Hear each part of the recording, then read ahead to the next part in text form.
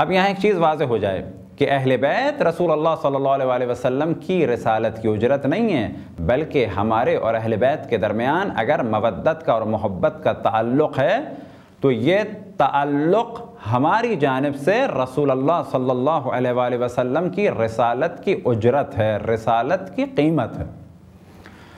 یا اب الفاظ دیگر کیا کہ اللہ نے رسول اللہ صلی اللہ علیہ وآلہ وسلم کو حکم دیا کہ جو تم نے زحمتیں اٹھائی ہیں، دین پہنچایا ہے، یہ دین ایسے ہی نہ دو، اپنی امت سے کہو کہ اس دین کے پہنچانے کی مجھے قیمت عطا کریں۔ قیمت کیا چیز ہے؟ قیمت ہے کون؟ اہل بیت کی مودت، قربا کی مودت۔ اب اگر کوئی ان سے محبت کرے تو اس کے پاس دین حلال ہے، حلال طریقے سے حاصل کیا ہوا دین ہے اور وہ واقعاً دیندار ہے، اور اگر اس کے پاس محبت اہل بیت ہے تو اس کا مطلب ہے اس کے پاس جو اسلام ہے بس وہ مسلمان ہے۔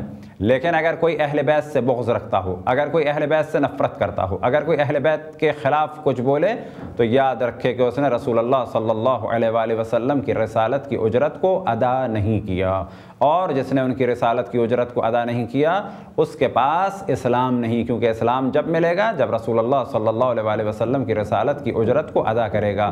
اب کیونکہ اس نے اجرت کو ادا نہیں کیا تو جو اسلام اس کے پاس ہے وہ اسلام صحیح نہیں، بس وہ مومن واقعی نہیں ہے۔ ممکن ہے کہا جائے کہ بظاہر وہ مسلمان ہے، لیکن مسلمان واقعی نہیں ہے، مومن واقعی نہیں ہے۔ مسلمان واقعی اور مسلمان اصلی کی علامت یہ ہے کہ اس کے دل میں قربہ رسول اللہ کی محبت ہو، مودت ہو، زبان سے بھی اظہار ہو، اعضاء و جوارح سے بھی اظہار ہو، وہ برملا کہے کہ میں عشق کرتا ہوں قربہ رسول اللہ صلی اللہ علیہ وآلہ وسلم سے۔ اب سوال یہ پیدا ہوتا ہے، کسی بھی نبی نے گو کہ ایک اس امر کی جانب بھی توجہ دلائی جائے گی، تمام انبیاء نے اپنی آل کے بارے میں اللہ سبحانہ و تعالیٰ سے سوال کیا۔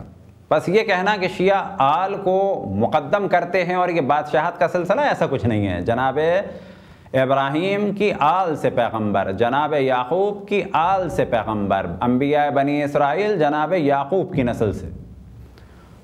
تو یہ ایک ایسا موضوع ہے کہ اللہ نے انبیاء کی آل کو مقدم کیا۔ یہ انبیاء تھے کہ جن کی وجہ سے دین باقی ہیں، ان کی آل اگر پاک و پاکیزہ ہے تو وہ مقدم ہے۔ جناب ابراہیم کیا وہ بادشاہت کے قائل تھے؟ نہیں، انہوں نے بھی جب منصب امامت پر فائز ہوئے تو اللہ سبحانہ و تعالیٰ سے سوال کیا، وَمِن ذُرِّيَّتِي، یہ منصب میری ذریت کے لیے ہے۔ پس معلوم ہوا کہ جناب ابراہیم بھی چاہتے تھے کہ یہ منصب میری ذریت میں رہے۔ اپنی آل سے محبت ہوتی ہے، سب کو محبت ہوتی ہے، لیکن اللہ سبحانہ و تعالیٰ نے محبت سے روکا نہیں، بلکہ جناب ابراہیم علیہ السلام کو کیا ارشاد فرمایا؟ ان سے کیا فرمایا؟ کہا لا ینال عہد الظالمین، میرا یہ عہد امامت ظالموں تک نہیں پہنچے گا۔ رسول اللہ صلی اللہ علیہ وآلہ وسلم کے قربا ظالم نہیں تھے، فاسق نہیں تھے، فاجر نہیں تھے، بس رسول اللہ کا یہ عہد، رسول اللہ کا یہ منصب امامت ان تک بھی پہنچا۔ یہ قطعاً کوئی بادشاہت کا سلسلہ نہیں ہے، قطعاً ہم کوئی شہزادوں کے قائل نہیں ہیں، ایسا کوئی سلسلہ نہیں ہے۔ نسل در نسل جو ہے وہ اس سلسلے کو جاری کیا۔ اس سے پہلے اللہ سبحانہ و تعالیٰ مختلف انبیاء کی عالم نبوت کے سلسلوں کو جاری کر چکا ہے، وصایت کے سلسلوں کو جاری کر چکا ہے۔ اسی طریقے سے رسول اللہ صلی اللہ علیہ وآلہ وسلم کی امامت اور خلافت اور جانشینی اور وصایت اور وزارت کو ان کے قربا اور ان کی آل میں قرار دیا۔ یہ ہم نے نہیں کیا بلکہ اللہ سبحانہ و تعالیٰ نے کیا۔ اس جانب توجہ ہو اور دقیق توجہ ہو۔ اگلا موضوع یہ،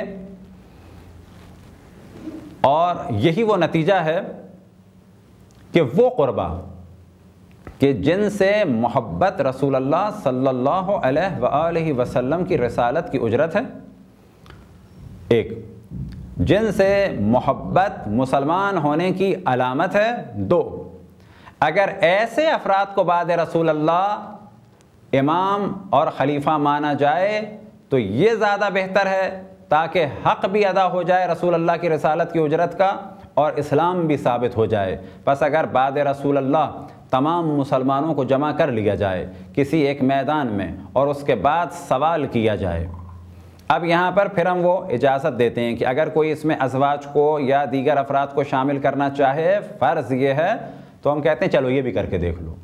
اب یہاں کہا جائے گا جس کو آپ نے قربا کہا، چلیں جی آپ نے کہہ دیا، کس کو کہہ دیا؟ بہت سارے لوگوں کو کہہ دیا۔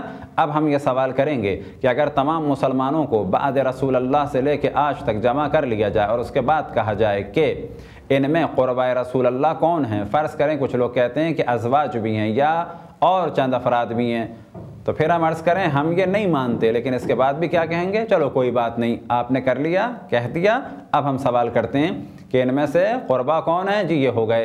ان قربا میں سے امامت کا دعویٰ بعد رسول اللہ سوائے علی ابن ابی طالب علیہ السلام کے اور ان کے بعد امام حسن و امام حسین کے علاوہ اور پھر امام حسین کی نسل کے علاوہ کسی اور نے کیا کہ جو قربہ رسول اللہ ہو؟ تو جواب ملے گا نہیں۔ بس سوال کیا جائے قربہ رسول اللہ مقدم ہے یا غیر قربہ؟ اگر افراد کو پرکھا جائے کہ تمام مسلمانوں کے درمیان یہ سوال رکھا جائے کہ ان میں سے کون ایسا ہے کہ جس کی محبت مسلمان ہونے کے لیے ضروری ہے، تو کہا جائے گا اہل بیت رسول اللہ۔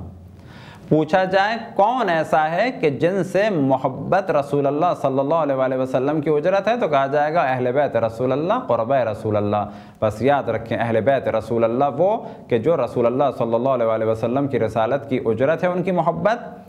بس جن کی محبت کا یہ عالم ہو تو خود ان کا کیا عالم ہوگا، اور جو اتنے بلند مقام پر ہیں کہ ان کی محبت رسالت کی اجرت ہے، بس اگر وہ ہوں تو ان سے بہتر کوئی بھی رسول اللہ صلی اللہ علیہ وآلہ وسلم کی خلافت اور جانشینی اور امت کی قیادت اور رہبریت اور امامت کے لیے مقدم نہیں ہو سکتا۔